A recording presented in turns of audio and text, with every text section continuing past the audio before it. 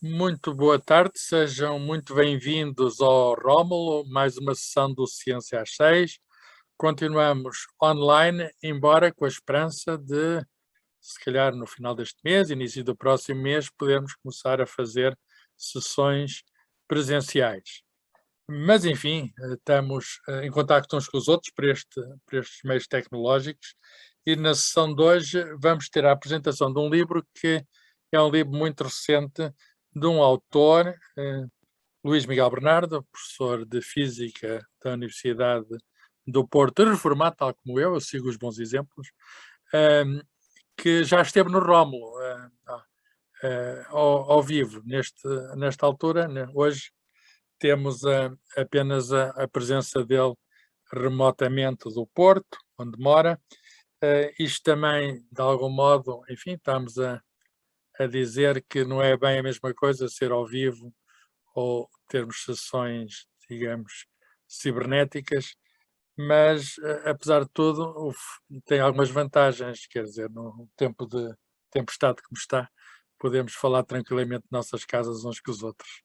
Isso não deixa, e depois ficar arquivado automaticamente, o original, não deixa de ser uma vantagem. Então, sobre o nosso autor, bem-vindo, Luís Miguel Bernardo, muito obrigado por aceder ao convite. Eu tive a ocasião de estar na Feira do Livro do Braga, a convite do editor, o editor é a Universidade do Minho, a apresentar o livro, também presencialmente, isto foi em julho, se não me engano. Sumariamente, é engenheiro eletrotécnico de formação na Faculdade de Engenharia da Universidade do Porto, mas depois fez mestrado e doutoramento em Física na Universidade de Virginia Tech, nos Estados Unidos, especializou-se no domínio da óptica, foi professor durante muitos anos no Departamento de Física da Faculdade de Ciências da Universidade do Porto e, portanto, aposentou-se como professor catedrático em 2012. Fez investigação, portanto, como eu disse, em óptica avançada, holografia, óptica não linear, óptica ultra rápida. Interessou-se por aplicações de óptica em vários domínios. Além desse, digamos, desse interesse principal, dessa especialidade da física, o Dr. Luís Miguel Bernardo tem-se interessado pela história da ciência. Ele foi diretor do Museu de Ciência da Universidade do Porto entre 2004 e 2015 e é, para além da autoria dos muitos artigos científicos e de algumas patentes, é autor de catálogos de exposições científicas feitas precisamente no quadro de efemérides da Universidade do Porto e de alguns livros. Eu tenho aqui aquilo que eu suponho serem todos os seus livros que eu vou mostrar. Hoje vamos apresentar aquele que eu julgo ser, aquele que é o último, não é? Os números, já vamos ver qual é. Os primeiros foram estes, são três volumes, editados pela editora da Universidade do Porto. Isto é uma obra grandiosa, já tive a oportunidade de falar sobre ela várias vezes, fiz até uma recensão. Chama-se História da Luz e das Cores, em 3 volumes. Fala da história da luz e das cores no mundo e também em Portugal.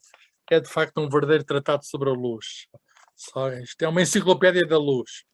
E, portanto, se alguém quiser algum dia saber alguma coisa sobre a história da luz, eu acho que é, enfim, escrito em português, um dos melhores tratados sobre esses aspectos históricos da luz. Depois, o segundo livro que publicou, se não erro, acho que foi este, Cultura Científica em Portugal, ainda na Universidade do Porto, e uma perspectiva histórica. É um livro que fala da cultura científica, como diz o título, como é que a cultura científica, quer dizer, a relação entre ciência e sociedade foi evoluindo no país.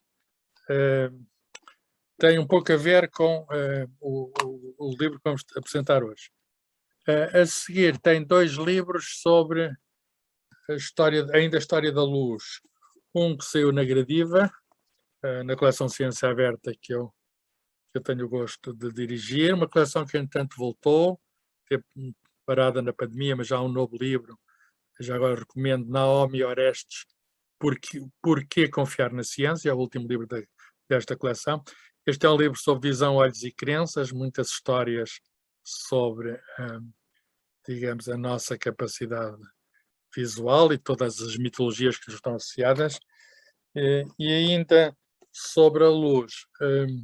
Luz, vida e saúde, a ação da luz sobre os seres vivos e a saúde humana, numa perspectiva científica, histórica e cultural, impresso na imprensa da Universidade de Coimbra.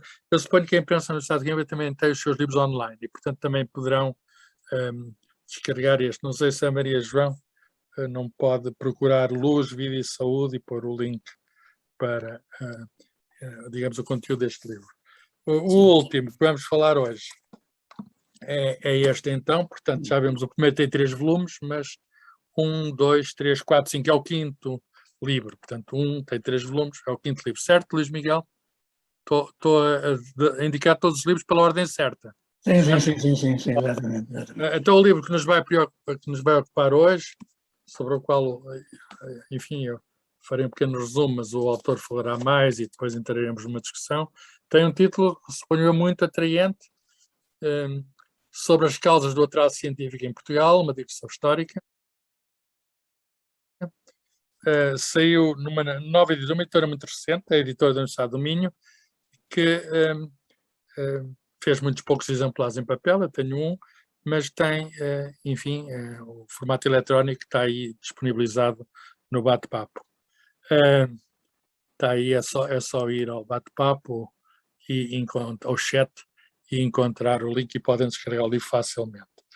O subtítulo é uma digressão histórica, a história está sempre presente, e deixem-me então dizer breves palavras de apresentação do livro, porque nós queremos principalmente ouvir o autor, o que é que ele quis, as perguntas que eu vou fazer, o que é que ele quis quando escreveu este livro, como é que ele escreveu, que fonte recorreu, quais são as teses do livro, etc. O livro tem vários capítulos, 6 capítulos, e o primeiro é um livro volumoso, 600 páginas, embora algumas ilustrações, é preto e branco.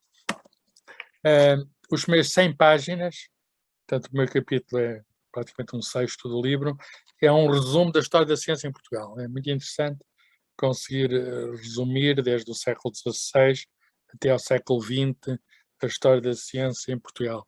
Saiu agora um conjunto de 3 volumes na tinta da China, com muitos artigos, 4 volumes, não são 3, 4 volumes, sobre a história da ciência em Portugal. Eu próprio tenho lá um capítulo sobre a cultura científica em Portugal no século XX, juntamente com o David Marçal, mas este não foi provavelmente um esforço mais de síntese do que de análise do que de síntese.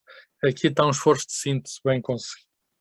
E depois é que se trata das causas do atraso. O atraso é uma expressão proverbial. Já Antero de Quintal, em 1861, nas conferências do Casino, falava de atraso ou decadência. Na altura ele falava dos povos peninsulares. Isto foi já agora, as conferências do Casino passa este ano 150 anos, é curioso. E foi também o ano da morte de Júlio Diniz, que foi o tema da Feira do Livro do Porto. As causas são aqui divididas e é curioso, já Antero de Quintal falava no falta de ciência, que digamos que depois da expansão marítima, deixámos de ter essa preocupação com a ciência. Causas endógenas, estão aqui indicadas desmotivação, frustrações, desmotivação, cansaço, fatores raciais, genéticos, culturais, preguiça, inveja, improvisação, aparências, tendência para o amor romântico e para a poesia. Enfim, tem a ver com a chamada maneira de ser português. Será que há qualquer coisa na maneira de ser português que impeça o desenvolvimento científico é essencial para o desenvolvimento moderno? Enfim, poderão ler, mas este capítulo não é muito grande, o que é mais pequeno que o anterior, o que significa que não haverá, não serão principalmente estas causas as principais. Mas esta é motivo para reflexão, o autor poder-se pronunciar-se sobre esta minha interpretação. Por exemplo, fatores genéticos, estou convencido que não será. Causas, o gene de ser português não é impeditivo, nem existe o gene português. Causas depois exógenas.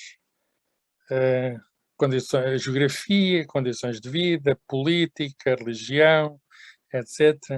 Bem, algumas destas causas poderão ser relevantes, mas sobre a religião é muito interessante porque nós sabemos que há povos também marcadamente religiosos e que não tiveram o mesmo grau de atraso. Estou-me a lembrar, por exemplo, da Áustria, onde a religião católica é muito forte.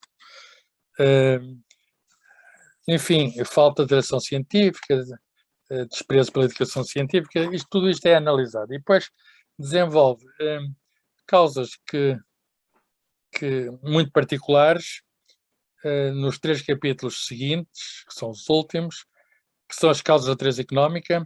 Será que não há dinheiro para a ciência e é por causa disso que não há ciência? Concentra-se no século XX, depois da Segunda Guerra Mundial, que passou a haver muito dinheiro nos Estados Unidos e depois no resto do mundo para a ciência, porque aqui não houve esse investimento. Depois trata, e um capítulo maior, eu acho que vale a pena deter-nos em particular nesse capítulo, sobre as causas ligadas ao sistema educativo. Será que a nossa, digamos, atraso científico não tem a ver com atraso educativo? Problemas nas escolas em geral, na alfabetização, problemas na universidade, etc. E, por último, causas associadas ao sistema científico. Começa por estudar a Academia das Ciências de Lisboa, ou de apresentar a Academia, sumariamente a Academia das Ciências de Lisboa, que se forma muito tarde relativamente a outras academias, a britânica, a francesa, ou a germânica. Depois trata de uma Academia de Ciências que existiu em Coimbra, Instituto de Coimbra, desde meados do século XIX. E depois trata-se da Geografia de Lisboa, a Associação Portuguesa para o Progresso da Ciência, outras sociedades e associações, e a questão é se houve em Portugal suficiente densidade de associação. Quer dizer, se as instituições científicas foram aquelas que eram precisas e são aquelas que são precisas para assegurar o progresso da ciência. Eu não queria dizer muito sobre o livro, teria as minhas opiniões, porque tive o gosto já de o ler e aprende-se muita coisa, porque devo dizer que o nosso autor está muito bem informado. Ele tem, e é patente aqui nas muitas notas de rodapé, que ele teve acesso, procurou muitas fontes, algumas fontes que são difíceis de apanhar, portanto ele com certeza tem uma boa biblioteca, aliás, como podemos ver na imagem, e teve acesso a outras bibliotecas. A sua biblioteca é bem abastecida pelos famosos alfarrabistas do Porto, e portanto há aqui uma série de fontes que são muito interessantes e que não são fáceis de encontrar. Para já é o que se me oferece dizer. Eu gostaria, enfim, de dar a palavra ao Luís Guilherme Bernardo, agradecendo-lhe muito a sua presença ainda cá à distância. Há de qualquer dia voltar a ser real. Ele sabe que eu admiro muito o trabalho que desenvolve, que é um trabalho de pesquisa, muito cuidado, e que depois não fica só para ele dá esse saber aos outros. É um trabalho muito minucioso que ele faz, enfim, de algum modo solitariamente, e ele vai nos a contar com certeza como é que ele se interessou por isso, como é que realizou este trabalho, mas a palavra é do autor, porque os autores são sempre o mais importante nas obras. Obrigado, Dr. Luís Miguel Bernardo. Ok, Carlos, muito obrigado pelas tuas palavras. Pá. É sempre um gosto falar para o público do Centro de Rómulo de Carvalho, e quero saudar a assistência que hoje nos acompanha nesta conversa. É uma conversa, digamos, informal, e é assim que eu encaro, de maneira que nem sequer vou fazer uma apresentação em PowerPoint, nem nada que se pareça, mas sim comentar algumas coisas sobre o que me levou a escrever este livro, nomeadamente a motivação que está por trás da escrita deste livro, qual foi a abordagem que utilizei para o apresentar, e depois, enfim, dar a palavra às pessoas que estão aqui presentes, que com certeza gostarão de fazer algumas perguntas e estar ao seu dispor para responder a essas perguntas, tanto quanto eu souber. Bem, a motivação que me levou a escrever este livro já vem desde longa data. Eu tive a felicidade de, no final do meu curso de Engenharia Eletrotécnica, aqui no Porto, ter feito um estágio numa empresa multinacional holandesa.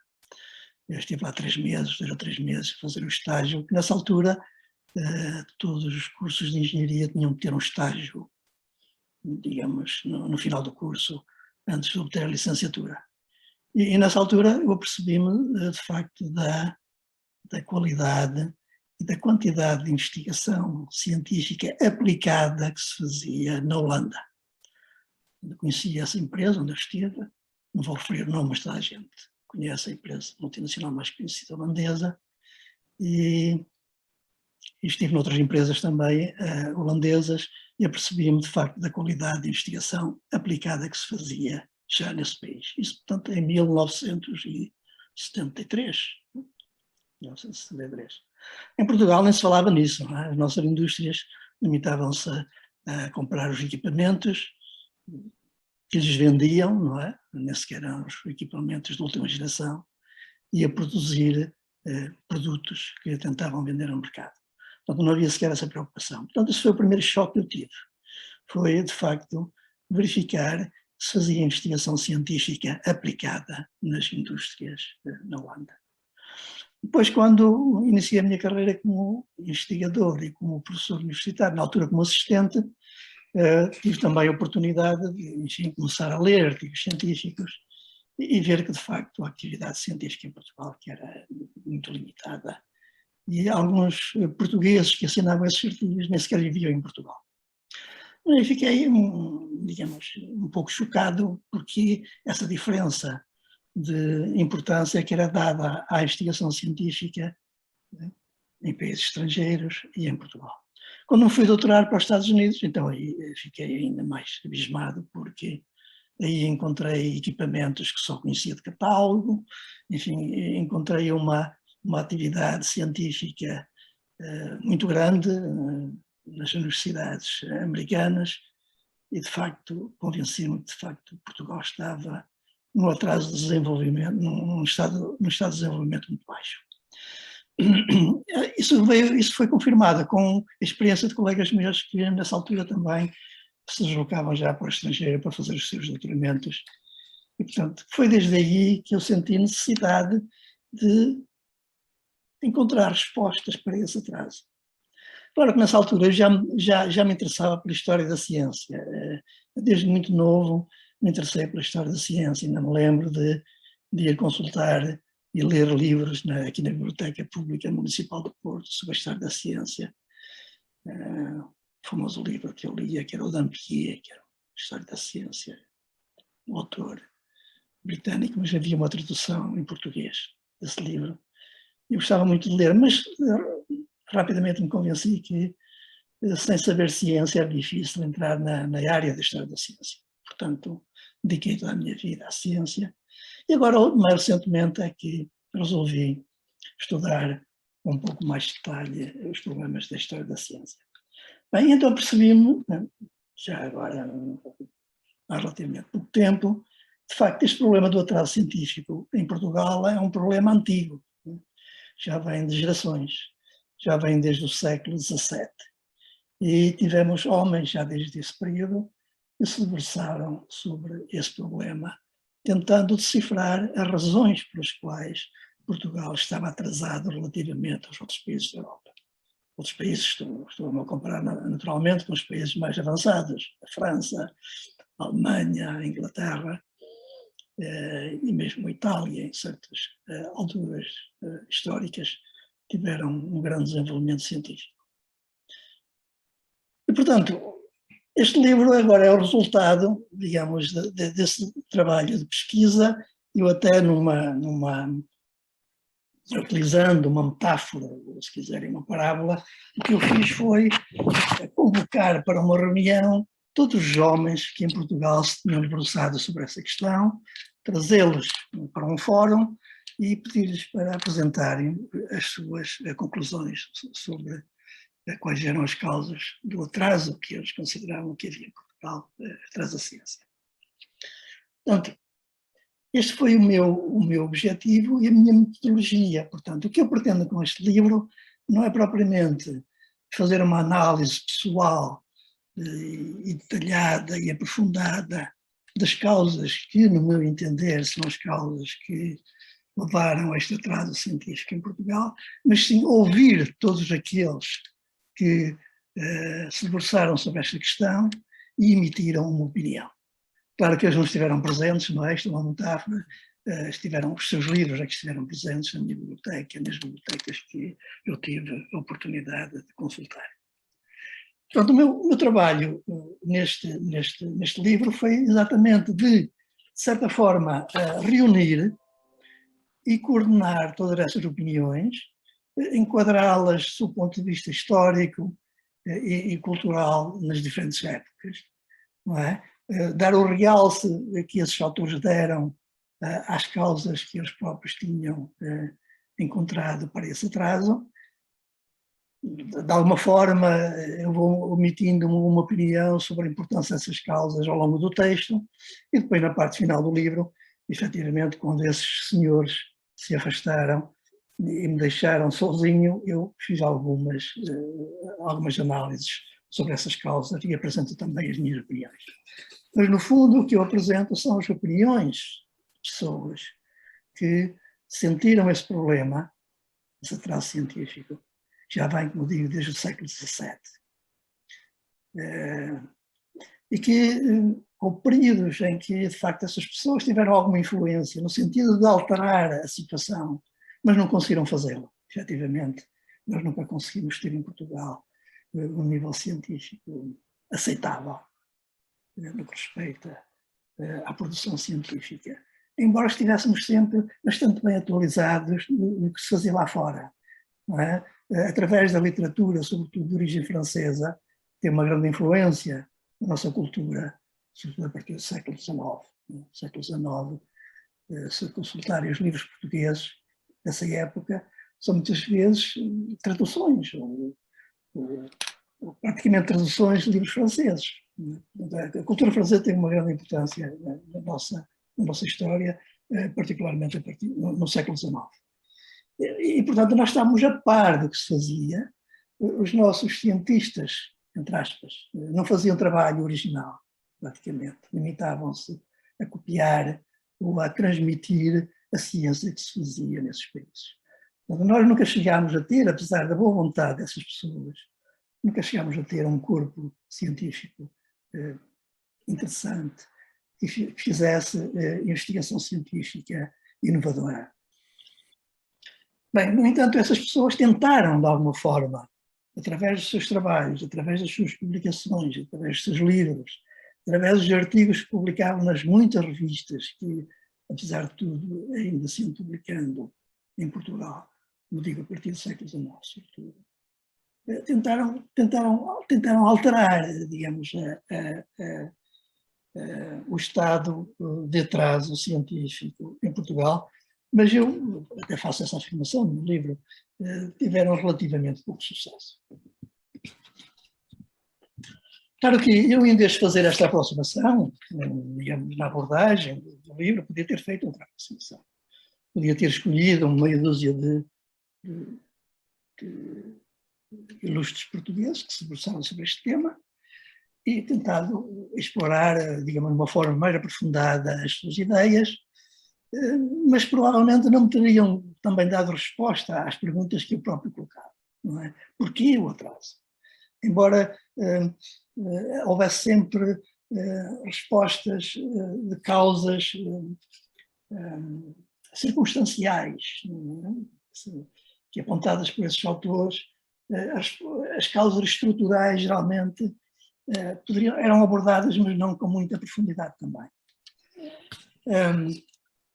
Podia também ter feito, digamos, houve alguém que me fez uma crítica muito severa à minha aproximação neste livro, dizia que este livro devia ter sido escrito tendo feito uma outra abordagem, por exemplo, um case study.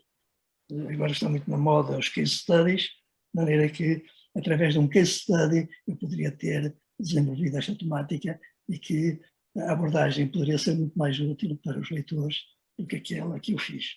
Mas eu, enfim, achei que esta abordagem, que era aquela que me satisfazia a mim, mais pessoalmente, portanto, temos o autor tem sempre a preocupação de ficar satisfeita com o livro que escreve, não é? E isso, para mim, é fundamental. Eu escrevo os livros no sentido de me sentir bem depois de os ter escrito, e se forem úteis para os leitores, tanto melhor. Portanto, eu segui a abordagem que está apresentada nesse livro e julgo que foi a melhor atitude que tomei. Este livro, o Carlos fez uma referência que este livro é muito grande, efetivamente tem 660 páginas. Tem algumas figuras, é verdade, mas é um livro demasiado grande, talvez, e que, portanto, desencoraja a sua leitura. Mas dizem, por exemplo, os Harry Potter são livros ainda maiores do que este e que toda a gente lê. Portanto, o tamanho provavelmente não será a causa principal pela qual os livros não se leem ou não se leem. Mas eu costumo sempre apresentar uma justificação para os livros grandes, e eu geralmente escrevo nos livros, geralmente são bastante extensos. Esta justificação eu vou buscá-la ao nosso famoso orador e escritor, que é o Padre António Vieira, que eu muito aprecio. E que ele, depois de ter escrito uma carta a um dos seus correspondentes, uma carta bastante longa, no fim chamava a atenção e pedia desculpa por ter escrito uma carta tão longa, porque não tinha tempo de ter escrito uma carta mais curta. Daria mais tempo para que a carta fosse mais curta. E de facto é assim, não é? Então, uma pessoa tenta, depois de escrever, tenta condensar ou resumir, ou, sem tirar o conteúdo fundamental daquilo que escreveu, é muito difícil fazer. Só com grande ingenuidade é que se consegue escrever um texto mais curto, dizendo aquilo que se quer dizer. E, portanto, eu não tive tempo de fazer um livro mais curto. Ora, relativamente ao conteúdo do livro, o Carlos Filhais já referiu, digamos, os grandes temas que eu abordo nesse livro. Eu utilizei também, portanto, tem que ter sempre em mente aquilo que eu disse há pouco. Portanto, eu não pretendo fazer uma análise pessoal das causas do atraso científico em Portugal. Eu pretendo, por isso é que eu chamo uma digressão histórica, não é? Eu pretendo apresentar as causas que foram sendo apresentadas ao longo da nossa história para justificar o atraso que os autores verificavam na ciência portuguesa. Portanto, por isso se fala em causas endógenas. Havia pessoas, e isso era uma crítica que faziam muitos estrangeiros a Portugal, é que Portugal, os portugueses tinham poucas capacidades intelectuais. Não? Isso dependia da sua genética.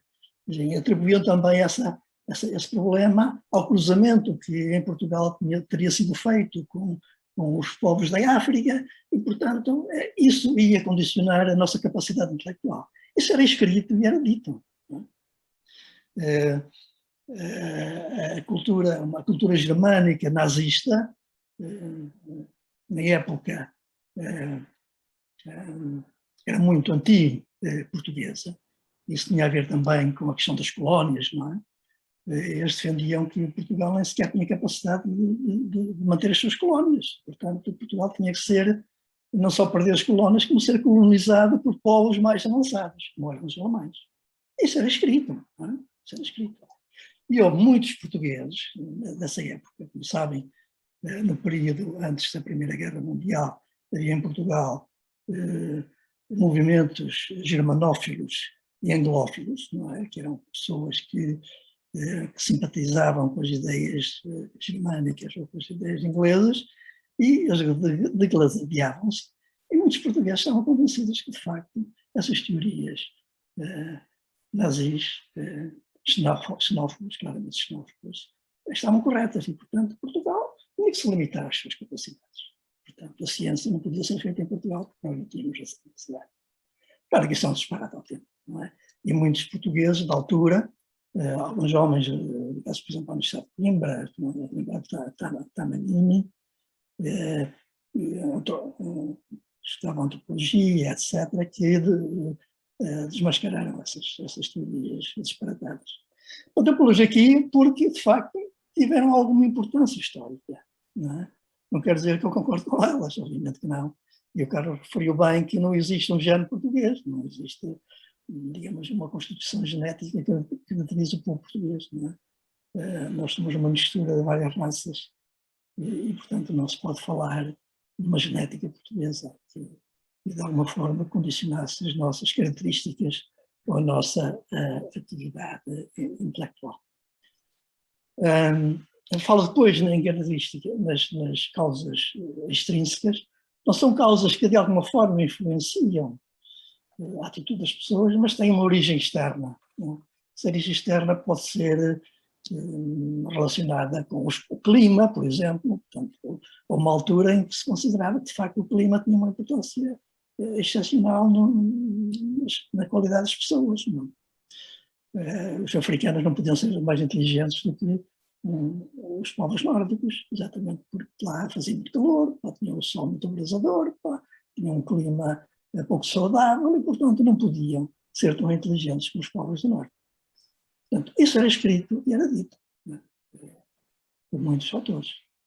E, portanto, eu tive que pôr essas causas no meu livro, porque, de facto, era a minha intenção, exatamente, transmitir todas essas opiniões que vêm ali.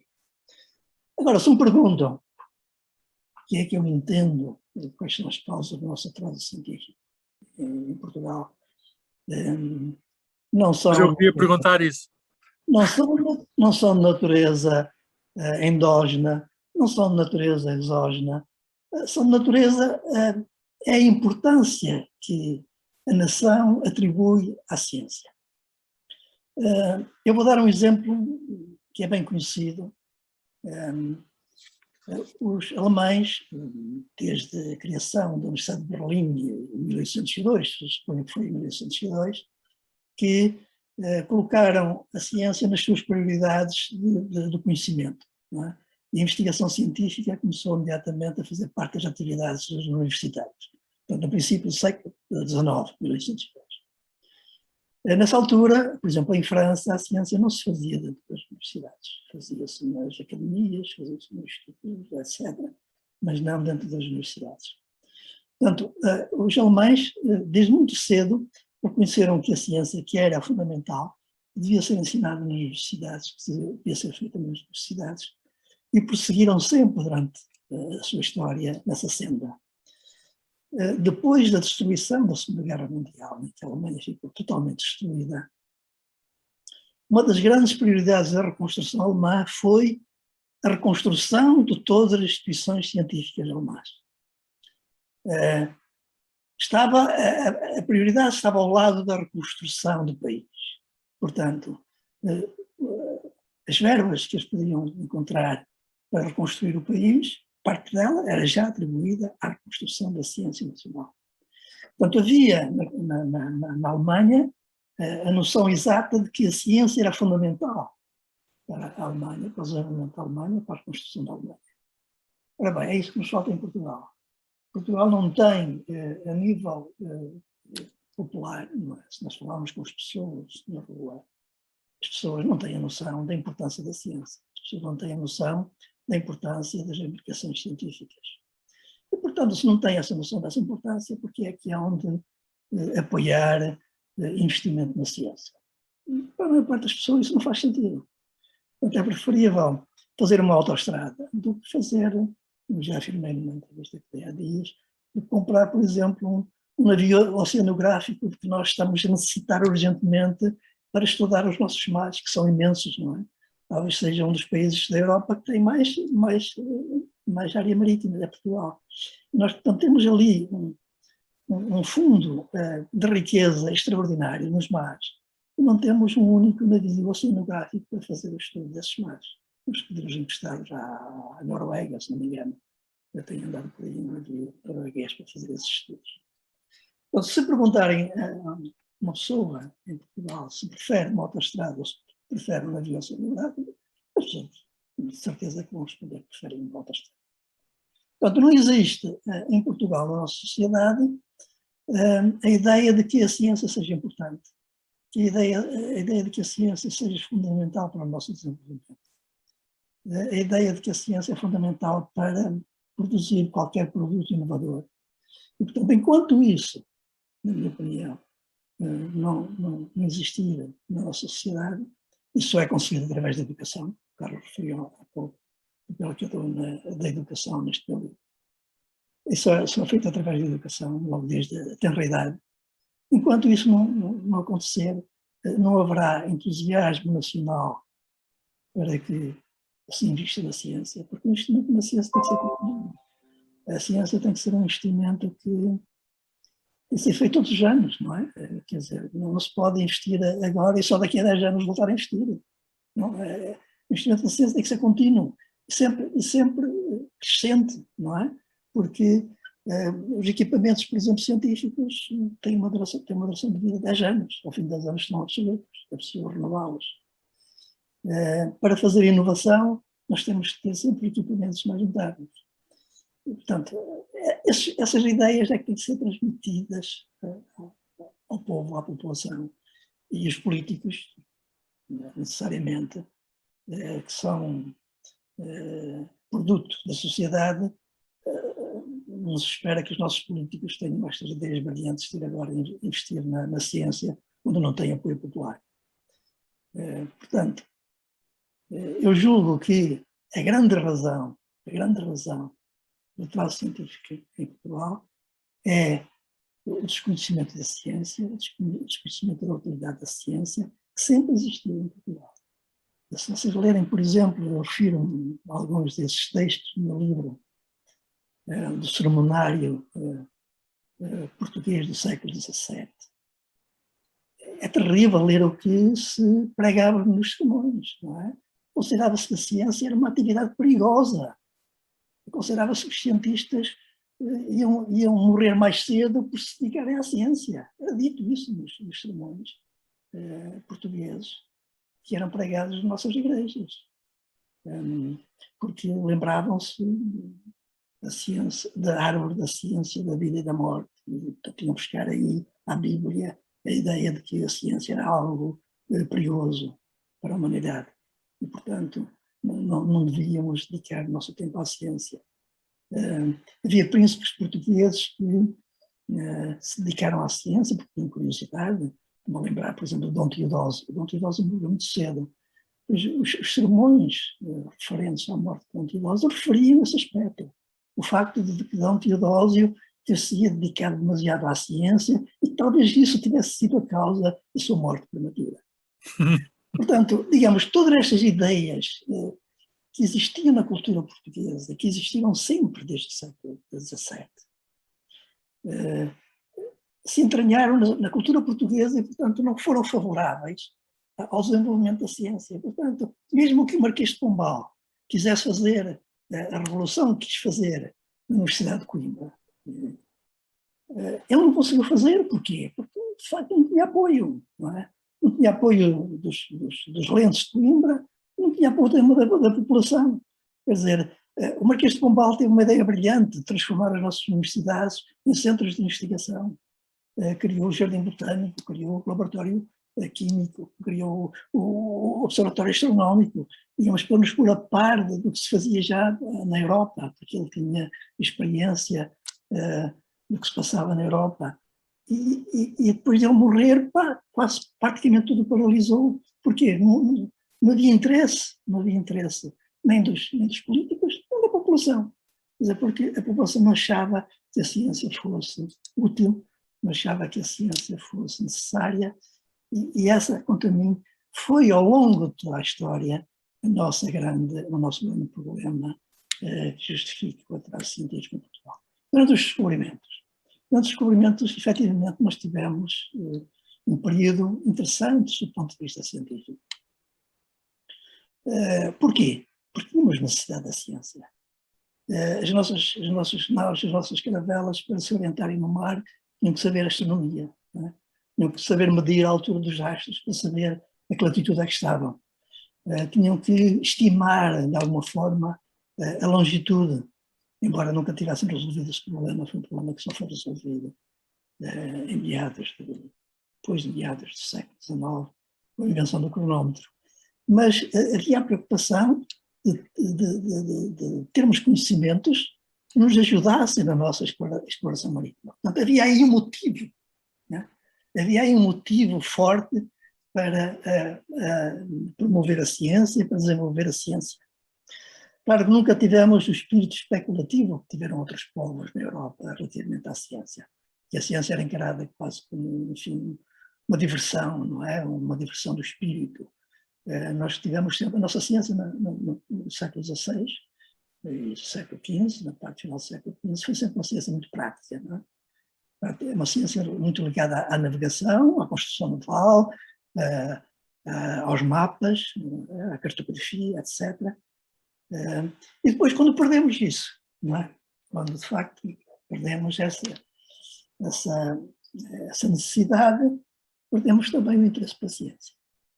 E foi lastimável, porque estaríamos numa posição extraordinariamente vantajosa se tivéssemos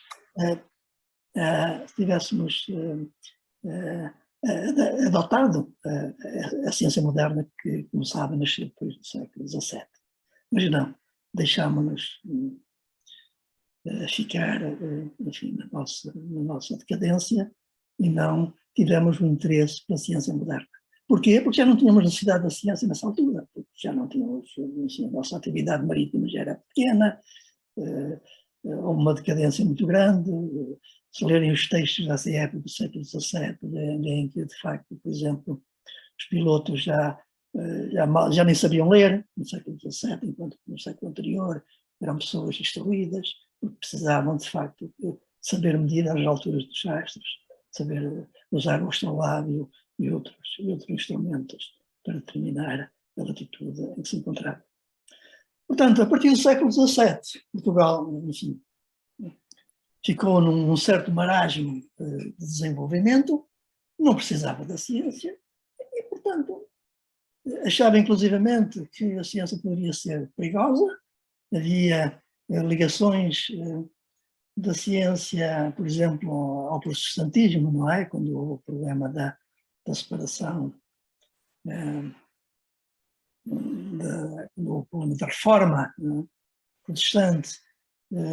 A ciência ficou, aqui nos países do Sul, ficou muito ligada aos países reformistas. Portanto, a ciência estava, além de não ser útil, podia ser perigosa porque estava muito ligada a essa gente que não era católica e, portanto, nós éramos os católicos da Contra-Reforma muito conservadores.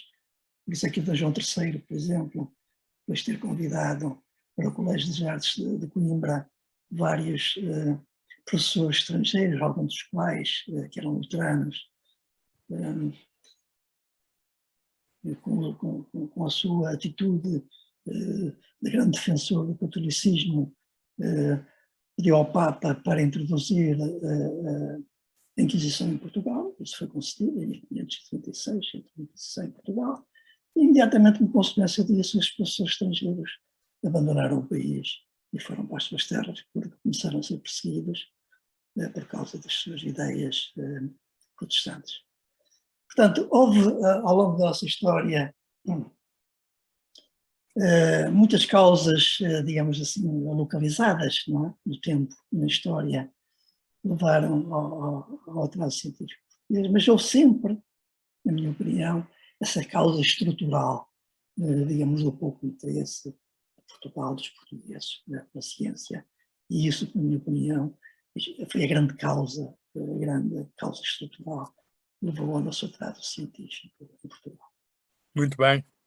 Temos o resumo feito num livro muito grande, portanto, a principal causa, depois de ouvir todos estes convocados que falaram sobre o assunto, vozes históricas, a principal causa é a falta de interesse da população na ciência, e isso radica na tal falta de educação. Não conheciam a ciência porque não tinham contacto com ela na escola e não fomos um povo suficientemente culto para ganhar, digamos, a percepção da necessidade da ciência. Resumi bem, não é?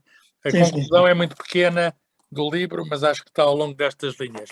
Foi a falta de escola que nos condenou a este atraso que, enfim, nos últimos anos tem sido Exatamente. melhorado, quer dizer, Ora, mas é um atraso muito grande e é difícil recuperar em pouco tempo, mas de exatamente. facto nos Mas últimos 5 nota-se, anos... Carlos, agora se me permites Existe. interromper, nota-se que de facto Portugal está menos atrasada do que estava, não é, Sim, neste momento.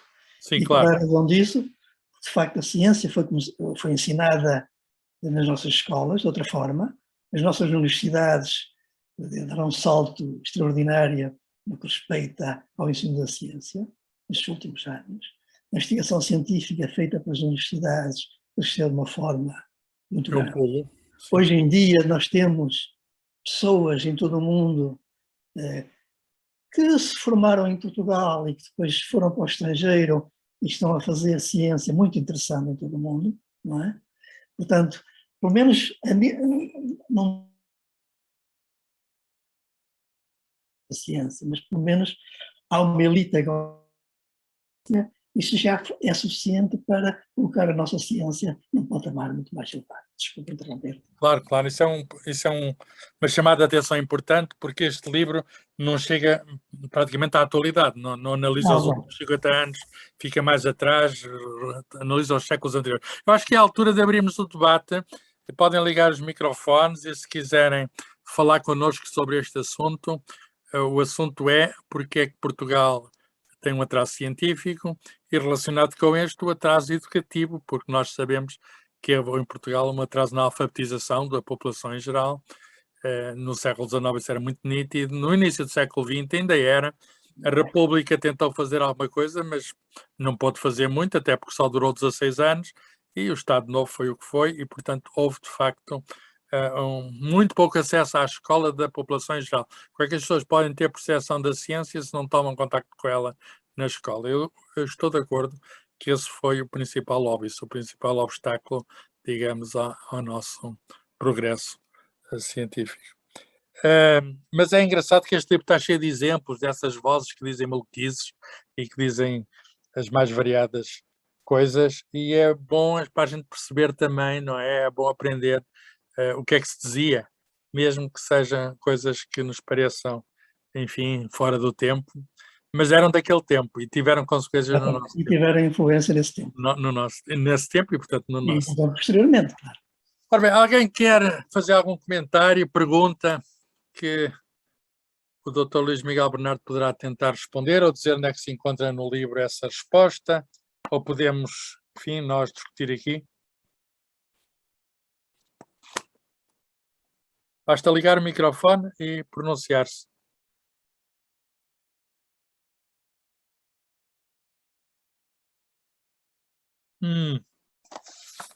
Terei de começar eu. Alguém quer fazer alguma pergunta? Todos conseguiram ter acesso ao livro? Alguma dificuldade nisso? Eu não li ainda o livro e, portanto, Claro. teria certamente muitas perguntas depois de o ter lido. Portanto, neste momento não estou, de facto, em posição. Mas o tema é fácil de Sim, expor, não é? sim, sim. Há uma questão que eu ouço muitas vezes colegas estrangeiros referir. Já ouvi isto várias vezes e de várias vozes, talvez mais a ver com a área em que eu estou, da psicologia, que dizem: vocês em Portugal trabalham muito sozinhos. Trabalham para? Trabalham muito sozinhos, não formam equipas, estão muito isolados. A vossa ciência não progride porque tem muita tendência para o isolamento. Eu lembro-me sempre daquele ditado, aquele dito que diz que a primeira coisa que um inglês faz quando encontra outro inglês no meio da selva é fundar um clube. E às vezes eu penso que de facto nós não fazemos isso. Nós temos um bocadinho de tendência para o isolamento, parece-me a mim, e às vezes o simples debate de ideias que pode servir para polinizar as mentes uns dos outros, às vezes sinto falta disso. Quanto às razões históricas antigas, século XVII, século XVIII, terei que ler o livro, obviamente, para ficar a conhecer minimamente. Mas pergunto se essa questão, portanto, se não há também uma questão social de haver falta de debates, de haver falta de encontro de pessoas sem grande formalidade, um pouco como estes encontros da Ciência às 6, não é? Se não era preciso haver um pouquinho mais para incentivar que as pessoas aparecessem e ouvissem. Podem não ser pessoas de ciência, podem ser de outras áreas, mas que tenham interesse e até que ponto é que... Não sei, é uma pergunta que eu deixo em aberto. Sim, eu posso responder a essa questão. Estou plenamente de acordo consigo. Acho que, de facto, nós temos uma tendência para o isolamento. Digamos, o trabalho em equipe não é daquelas coisas que mais nos entusiasmam, não é? Eu não sei se isto tem a ver um pouco com a desconfiança que nós sentimos uns para com os outros. Quando receamos que, se trabalharmos em equipa, se calhar quem vai tirar proveito é aquele que trabalha menos, ou é aquele que faz menos esforço, e portanto eu estou a trabalhar para os outros, quando esse meu trabalho não é reconhecido. Portanto, eu julgo que esse é um problema, digamos, cultural que nós temos, efetivamente. Não gostamos muito de trabalhar em equipa. Eu julgo que mesmo, quer dizer, desde a escola primária uma pessoa nunca foi muito formatado para isso, não é? Eu lembro-me quando era garoto que não se formavam equipas para fazer, seja fosse o que fosse, digamos, era tudo uma coisa individual, não é? As pessoas respondiam individualmente, não se formavam equipas para discutir temas, etc. Portanto, isso é uma questão cultural. Eu estou plenamente de acordo que isso leva a que, de facto, não haja troca de ideias, e a ciência, como sabe, é uma atividade coletiva, não é? Coletiva não só a nível, digamos, local, como até a nível internacional. A ciência sempre teve essa característica de ser uma atividade de caráter internacional. Logo desde o princípio se formaram redes de informação que levavam a informação de uns cientistas para os outros, e havia pessoas que se dedicavam exatamente a fazer essa rede e, portanto, a tornar a ciência, digamos, uma atividade coletiva. A existência, por exemplo, de academias, em Portugal houve academias, no século XVII, no século XVIII havia academias. Claro que não se dedicavam às atividades científicas, mas já havia esses tais clubes de que fala, havia em Portugal, embora não com o número que nós podemos observar noutras culturas, em que por tudo e por nada se faz um clube, se faz um grupo de pessoas que discutem as temáticas de uma forma aberta. Nós, efetivamente, não temos essa cultura. E isso, obviamente, que não favorece a cultura científica, obviamente. É engraçado que esse ponto é muito curioso. Nós termos uma tendência, digamos, para o isolamento e a escola, lá está a escola, não desenvolveu o trabalho de grupo. Quer dizer, não há classificações por isso, não há incentivo a isso. E a ciência, efetivamente, é trabalho de grupo, não é? Hoje em dia não se pode fazer ciência, ninguém faz ciência sozinho. E, portanto, não temos esse... Se é uma questão cultural, é muito interessante. É muito interessante. Eu acho que este livro expõe várias razões e várias vozes, etc. Uma pessoa pode comparar o que se passava aqui com o que se passava noutros países, encontra-se muito material sobre isto neste livro. Mas também referiste que alguns desses estrangeiros que falavam sobre Portugal também falavam com alguma arrogância, não é? Sim. Alguns deles também falavam sem conhecer bem, mas falavam muito, enfim... A gente pensa em alguns que nem sequer cá vinham e diziam que em Portugal não havia nada. O que não era verdade, não é? O que não era verdade. Não era verdade. Alguma outro comentário ou intervenção? Ou questão? Boa tarde a todos. Cláudio Costa levantou a mão ou é outro? Cláudio Costa. Exato. Boa tarde a todos. Eu gostei muito de ouvir esta pequena sessão. Também não li o livro e, portanto, também estarei um bocadinho na ignorância. Sim, não faz mal. Mas gostava falar sobre o assunto. Gostava de subscrever um pouco aquilo que o senhor que falou mesmo antes de mim disse. Eu faço ciência hoje num país da Europa Central e de facto subscrevo em parte essa visão.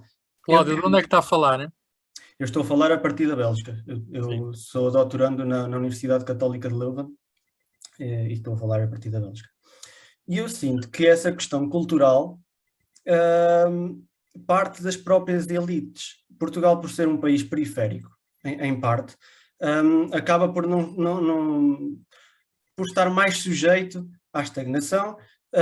E é aquela velha expressão, aquela velha máxima portuguesa de nos pormos à sombra da bananeira.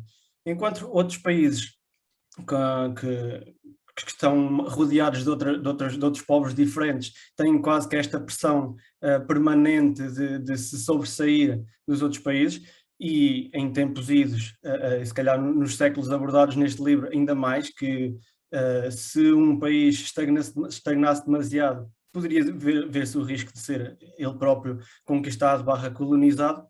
Em Portugal nós não tivemos muito, faltam-nos estas dificuldades permanentes, e isso contribuirá, a meu ver, para esta falta de cultura de debate, para esta, sei lá, para esta cultura de colaboração com os outros.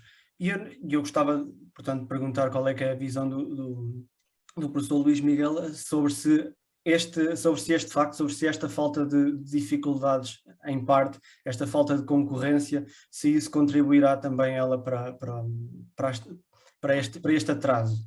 Boa pergunta. A questão da periferia tem sido muito debatida. Sim, sim, vamos lá ver. Sim e não, vamos lá ver. Portugal sempre teve muita pressão aqui do nosso vizinho espanhol, não é? Portugal sempre teve aqui uma pressão muito grande do nosso vizinho espanhol e, portanto, sempre esteve com a sua independência em perigo várias vezes na nossa história, etc. E, portanto, teve que se desenrascar. E foi isso que nos levou aos descobrimentos, na minha opinião. Não é? Então, Portugal, de facto, digamos, tapado pela Espanha, sentiu que o mar estava mais aberto e, de facto, foi isso que nos levou à epopeia dos descobrimentos, na minha opinião. Exatamente devido a essa pressão espanhola, nós para irmos para a Europa tínhamos que passar por Espanha, ou então rodear através dos mares, não é? E através dos nossos barcos ir para a Europa, como aliás também era uma tradição nossa, mesmo antes da época dos descobrimentos, havia muita atividade marítima entre Portugal e o norte da Europa, sem passar por Espanha. Claro que depois há o aspecto, que eu até relato aqui neste livro, do jardim à beira-mar plantado, não é? Portugal estava aqui num país maravilhoso, e eu até, sob o ponto de vista caricatural, até apresentei essa história e aquele poema famoso do jardim à beira-mar plantado, em que de facto nós vivíamos aqui em umas belas condições, para que é que havíamos necessário esforçar-nos muito, não é? Portanto, de facto, é óbvio que, existindo pressão, os povos sentem necessidade de inovação, de se inovarem para, digamos, se libertarem dessa pressão.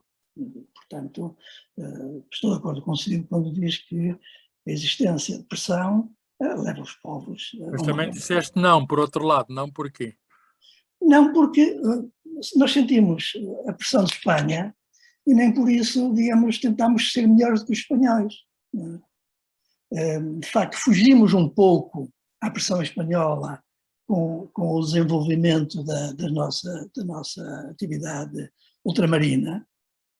Nós, fundamentalmente, fugimos à Espanha através dessa atividade. Quando surgiu a competição com a Espanha, nós aí já não fomos tão bons, não é? Já não competimos muito com a Espanha.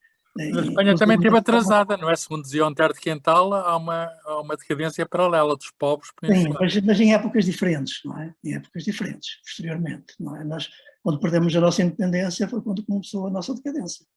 E a Espanha, nessa altura, ainda estava, digamos, na sua pujança. Mais tarde, a Espanha também caiu no mesmo problema, quando perdeu a sua capacidade marítima. O século XIX foi igualmente atrasado nos dois lados, relativamente àquilo que se passava no norte e centro da Europa. Foi, exatamente, pois foi. Porque também houve uma decadência da civilização espanhola. E os espanhóis também não souberam muito bem o que fazer com a ciência moderna. Não é? Tiveram o mesmo problema que nós tivemos. Portanto, estou de acordo que, de facto, as pressões de outros países sobre uma nação exigem dessa nação uma maior inovação. mas também essa nação pode arranjar outras formas de escapar a essa pressão, foi o que nós fizemos com os descobrimentos. Mas, ao fim e ao cabo, escapámos à pressão espanhola através da nossa expansão marítima e ultramarina. E depois refugiámos na ideia de império, etc., que chegou até muito recentemente, não é? Etc. E baseámos todo o nosso progresso no nosso império e abandonámos, inclusivamente, o interior do país, não é? Há uma expressão muito curiosa, Luís Bento, do tempo de Salazar, há várias pessoas, várias vozes que diziam, acho que o próprio Marcelo Caetano disse isso antes de ser primeiro-ministro, que a ciência era uma coisa quanto muito para as colónias, que eles precisavam de inovar. Quanto ao continente, não. Que inovassem os outros. Aliás, há um autor espanhol, o Ortega Gasset, não é? Que inventem os outros. Exatamente. Nós inventem os outros. Proveito da inovação dos outros. As pessoas ficavam satisfeitas com essa atitude. Outra intervenção, se faz favor, aproximamos do fim. A quem quiser. A Maria Calapês, está em Berkeley? Não se ouve. Estou em Berkeley. Então, o que é que tem a dizer Berkeley a isto? A Berkeley tem a dizer que são temas e que a iniciativa é extraordinariamente meritória e importante, portanto, aqui é assim que se procede, não é? Nós aqui temos reuniões sistemáticas, discussões, working groups sobre variedíssimos temas. É sempre a discutir, não é? Sempre mas no bom sentido, no bom sentido. Sempre a discutir e toda a gente fala e toda a gente faz o trabalho de casa e ninguém vai para um working group sem ler o artigo, sem dizer qualquer coisa. Aliás, será uma vergonha se a pessoa não disser nada. Aqui o espírito é ao contrário. E é vergonha quando diz, não é? Exatamente, aqui não, aqui tem que... Exatamente. E aprende-se muito. E gostei muito da sua intervenção e já fiz o download do livro e terei muito gosto em lê-lo. E isto é um tema recorrente, o atraso, falaste do atraso de Portugal e enfim, desde há muito e com impacto de facto agora na nossa ciência, na nossa tecnologia, na nossa indústria. Mas eu vou fazer um comentário muito breve e tem a ver com um artigo que foi publicado há pouco tempo e onde eu abordava exatamente o atraso português. Porquê que a ciência, a tecnologia e a indústria não eram comparáveis, por exemplo, a Alemanha, França, Estados Unidos, etc. E eu dizia porque nós não tínhamos tradição tecnológica, nem científica, nem industrial. Não tínhamos. E o reviewer, no comentário, disse para eu não escrever dessa forma, mas para não dizer que não tínhamos tradição tecnológica, mas para dizer que tínhamos pouca tradição científica e tecnológica. Pouca. Ele foi muito simpático. De maneira que, porquê que ele diz isto, está a ver? Não aceitou que eu tivesse dito que não. E a outra questão, também gostaria de ouvir algum comentário, é sobre a questão da periferia.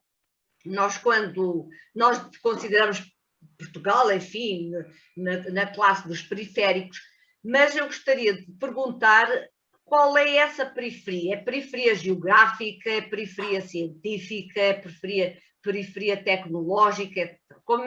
O que é que se pretende dizer quando se fala de periferia? Porque se nós formos ver, por exemplo, em alguns setores industriais, nós não somos periféricos, como me lembro da cortiça, dos aglomerados, nós não somos periféricos. Portanto, isso era outro ponto que eu gostaria de discutir. E o terceiro aspecto, eu gostaria de dizer, enquanto que aí vocês estão escuros, eu aqui tenho esta vista. Não sei se conseguem ver. Ou seja, ainda é dia. E aqui está a chover em Berkeley, não. Isto, há um sol lindíssimo. Que horas são em Berkeley, Califórnia? São 11h10 da manhã. Era só para vos mostrar este sol. De onde é que vocês já... Enfim, estamos cheios de inveja. É hora de jantar e aqui ainda não é hora de almoço. Ainda vai ser. Miguel, um comentário curto aos pontos da Elvira? Estes pontos. Portanto, a questão da periferia, não é? Também, foi uma questão que eu não abordei no meu livro, mas de facto essa questão da periferia é muito relativa, não é? Por exemplo, Portugal, sob o ponto de vista geográfico, no que respeita às comunicações marítimas, não está na periferia, não está no Exatamente. centro, eu diria que está no centro. Exatamente. No século XIX, o telégrafo passava por aqui, o cruzamento do telégrafo. Exatamente. E continua a Estava tudo passar, por aqui. Carlos, continua a passar. Claro, Continua a passar. claro. Portanto, digamos, sob esse ponto de vista, nós não somos periféricos. Muitas vezes utiliza-se esse termo no sentido de que dizer que somos periféricos relativamente à Europa desenvolvida. Não é? A Europa, à volta da Alemanha, é o que se considera a Europa desenvolvida. E, portanto, nós, como estamos afastados disso, estamos periféricos relativamente a esse desenvolvimento. Por exemplo, em termos de mercado, enfim, as distâncias são muito maiores. Em termos de competição, também não sentimos a competição tão grande, como há pouco referiu outro colega, que sentem os países que estão já à volta da Alemanha, por exemplo, não é? Que sentem aí uma competição muito mais forte do que nós, que estamos mais afastados.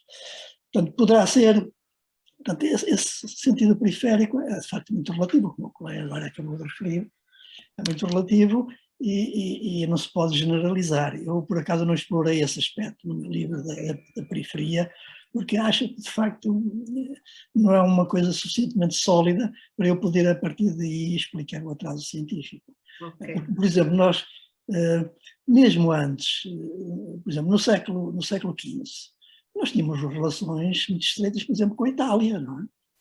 Nós estávamos muito afastados de Itália, mas através do Mediterrâneo, tínhamos relações muito estreitas com a Itália, e iam estudantes, por exemplo, portugueses estudar para a Itália no século XV. Iam estudar para a Itália, havia uma relação muito forte do ponto de vista cultural com a Itália. Depois essa relação passou para a Espanha, e depois para a França, etc. Portanto, não vejo até que ponto essa periferia geográfica, digamos assim, tivesse uma importância muito grande neste atraso, que é o problema que eu abordo no livro. Bem. E a periferia hoje é relativo, Obrigada. não é?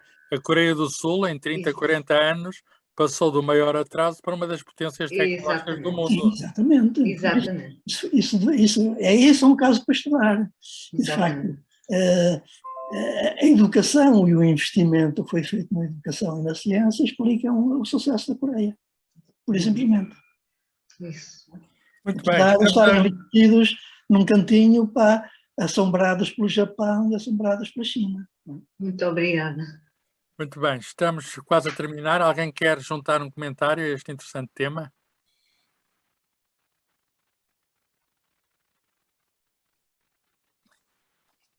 Não?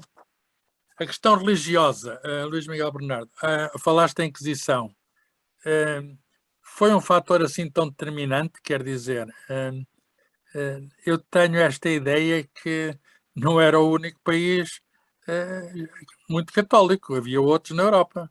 Sim, a Inquisição não havia só em Portugal, havia em Itália, claro. havia no sul de França e havia em Espanha. E a Itália não houve um atraso semelhante que houve aqui. Não, mas a Itália, por exemplo, por causa da Inquisição, como sabes, Galileu, enfim, esteve limitado na sua atividade científica. Sim. Não é? E esse exemplo de Galileu, por exemplo, influenciou Descartes. Descartes tinha previsto publicar um livro que se chamava O Mundo, o Tratado da Luz, assim, antes de publicar o método dele, portanto, o discurso do método, ele tinha a intenção de publicar um livro defendendo o sistema de Copérnico. Mas quando soube que Galileu foi condenado pela Inquisição Romana, Descartes desistiu de publicar o seu livro. E publicou alguns anos mais tarde o discurso do método, com os apêndices, como sabes. Sim. Sim, houve uma autocensura. Foi uma autocensura, não é?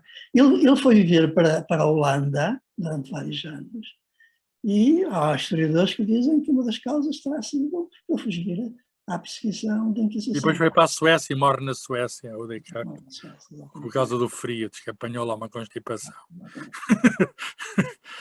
Portanto, a Inquisição é um tema de facto muito debatido e há pessoas que afirmam que a Inquisição não teve uma influência direta na censura do livro científico. Eu até a certo ponto concordo com essas pessoas. Houve alguns livros no índex, mas não eram assim a maior parte deles, não? Os livros técnicos, de facto, a Inquisição não fez uma censura direta. Mas bastava que o autor desses livros técnicos tivesse escrito outros livros que estivessem no índice para esses livros também ficarem, digamos, no índice. Por exemplo, Descartes ficou no índice, não foi por ter escrito o livro do discurso do método, foi por ter escrito outras obras, não é? Claro. E o Newton por ser anglicano. Sim. Simplesmente por ser anglicano. Exatamente. Portanto, a Inquisição não poderá não ter tido uma influência direta na censura de livros científicos, mas teve uma influência na atitude das pessoas. As pessoas tinham medo da Inquisição, não é? Tinham medo de serem incomodadas pela Inquisição e, portanto, faziam uma autocensura. Portanto, não, eu creio que... E outras causas que falas aqui, além das religiosas, as causas económicas, que Portugal não era um país rico, e não é um país rico, e portanto, não sendo um país rico, não tem dinheiro para investir nessa... Ora, exatamente. Bem, isso é um argumento bastante forte, não é? Porque a ciência exige dinheiro, portanto, para se fazer ciência é preciso ter dinheiro. Mas é uma questão também de prioridade, não é? Porque todas as nações têm dinheiro, não é? Pouco ou muito têm algum dinheiro. E, portanto, eles têm que definir as prioridades de investimento.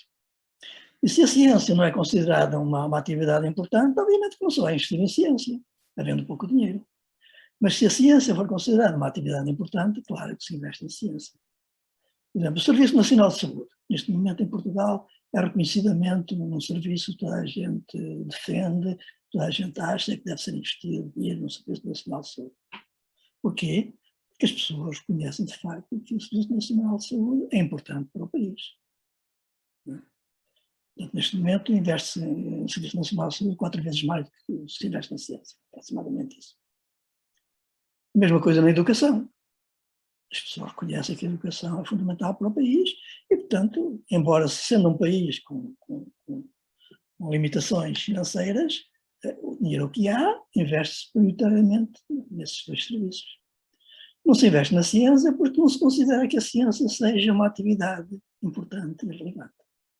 Por isso é que eu digo que, enquanto não se alterar esta mentalidade de que a ciência é uma atividade que merece o investimento da nação, vamos ter sempre dificuldades, porque vamos ter dinheiro suficiente. Interessante é que não apontas os dedos aos políticos, aos dirigentes, porque dizes que eles são o resultado, a consequência da sociedade, e portanto são uma emanação da sociedade e portanto... Claro que os políticos poderiam ter uma atitude, digamos, mais ativa nesses aspectos, não é? Lembro-me, o melhor rei, aquele que é considerado o melhor rei em Portugal é Dom João II. Dom João II, de facto, foi o homem que impulsionou o movimento dos descobrimentos, teve uma visão global para o país e, portanto, investiu nessa área, criou condições para que Portugal mais tarde tivesse uma atividade importante nos descobrimentos marítimos e ultramarinos. Foi um homem de visão. Portanto, em Portugal, quer dizer, poderemos esperar que os homens políticos tenham essa atitude de visão que teve o Dom João II. Esses são casos excepcionais. Os políticos normalmente vêm da sociedade e vêm com os mesmos defeitos da sociedade. E, portanto, não têm atitudes de coragem e até de lucidez política para dizer, não senhor, vamos a partir deste momento a reservar uma percentagem do nosso produto interno bruto para, por exemplo, investir nas ciências marítimas, porque os mares são de facto o nosso futuro.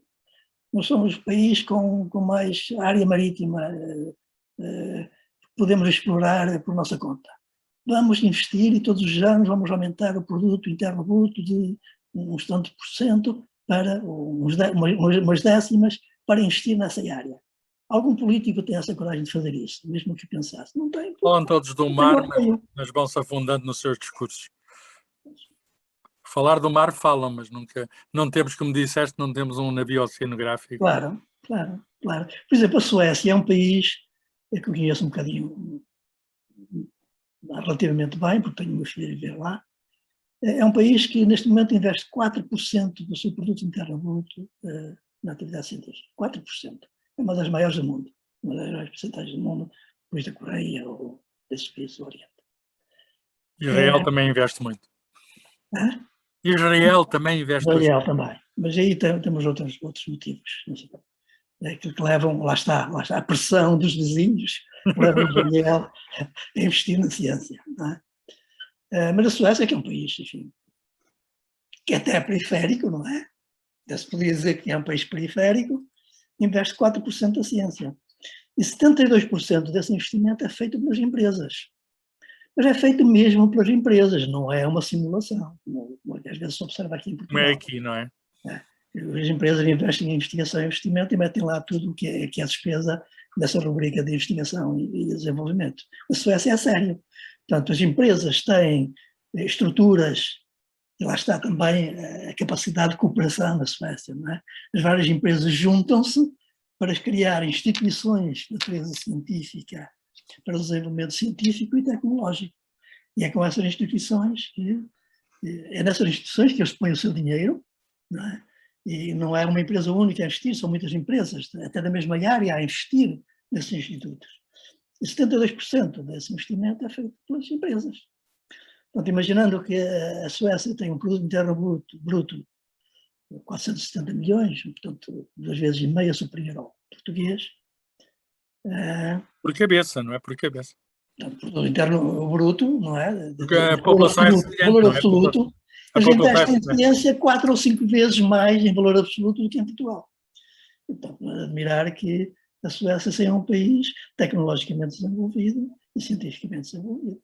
Mas lá está, existe essa percepção na sociedade. A sociedade reconhece que a ciência é importante, as empresas investem nas instituições científicas de desenvolvimento tecnológico, porque reconhecem que é benéfico para as empresas e é benéfico para todo o país. Existe cultura científica, é essa a grande diferença. Exatamente. Muito bem, estamos no fim. Alguma intervenção final? Muito bem. Não havendo, vamos ler o livro, não é? Quem ainda não leu, é um livro que eu recomendo. Podem, enfim, também folhear, ver as partes que vos interessam, leiam um bocadinho esses depoimentos, argumentos de vários tipos. É muito interessante ver o que é que se dizia. E eu acho que nós somos aquilo que fomos também, não é? E, portanto, a história é muito antiga e a história tem consequências. Nós temos o resultado da nossa história. E, portanto, para nos conhecermos a nós próprios, é bom ver o que é que foi a nossa história. E se houve alguma inversão nos tempos mais recentes, o que é certo é que nunca fomos, digamos, um país que tivesse estado, tirando esse século XVI, tivesse estado, digamos, na ponta do conhecimento científico. Só me resta agradecer ao Dr. Luís Miguel Bernardo, agradecer a vós todos que tiveram aqui este interessante debate sobre o tema deste livro, sobre as causas do atraso científico, do ponto de vista histórico, não é? E dizer que regressamos de 2 a 8 dias a uma semana com algo original. Vamos estar com um editor, Luís Corte Real, que é editor de vejam a curiosidade, é editor de uma série de livros de fantasia e ficção científica chamada Bang, numa editora que é a saída de emergência, e também criou uma editora que se dedica à ciência, à área científica, chamada Eu Amo a Ciência. Tem vários livros recentes de divulgação científica. E o pretexto para a nossa conversa com ele vai ser um livro que ele acaba de publicar há poucos meses. Luís Corte Real é o autor. O livro chama-se O Deus das Moscas Tem Fome e é a história de uma espécie de detetive, aquilo que eles chamam de detetive do oculto. Passa-se no século XIX português, no tempo dessa de Queiroz, e no tempo em que estavam na moda também aquelas fantasias do espiritismo e dessas coisas todas do fantástico, e há digamos, um detetive inventado, etc., que vive nesse tempo em que a ciência convivia, digamos, com a imaginação do oculto. É muito interessante, enfim, podemos falar deste livro com o próprio autor, que é também editor, quer de fantasia e ficção científica, quer de livros que ajudam a fazer cultura científica, que é disso que precisamos. Não só livros, nós temos muita falta de cultura científica na televisão, por exemplo. A televisão é um meio extraordinário Em Portugal tudo depende muito da televisão e nós vemos muito, ao contrário do que se passa na Suécia, ao contrário do que se passa na Grã-Bretanha, não é? Ou na França, na Alemanha, nós vemos muito poucos programas sobre ciência e isso tem a ver e os que vemos aqui são quase todos importados, poucos documentários disto e daquilo, história natural, pouco, o que significa que também tende a perpetuar o sistema, o nosso sistema mediático tende a perpetuar o sistema. Talvez um dia possa haver mais programas de ciência e eu acho que, enfim, pelo menos estes nossos encontros servem ainda que, enfim, que seja apenas uma pequena luz na escuridão. Vamos lançando estas ideias de mais ciência e mais ciência para todos. Obrigado, Luís Miguel Bernardo, obrigado a todos. Até daqui a uma semana. Mantemos-nos unidos aqui juntos, aqui no Rómulo. Qualquer dia vai ser presencial, mas por enquanto sempre online, às 6 às 6 da tarde. Adeus. Okay. Adeus, Berkeley. Bom almoço. Obrigado a todos.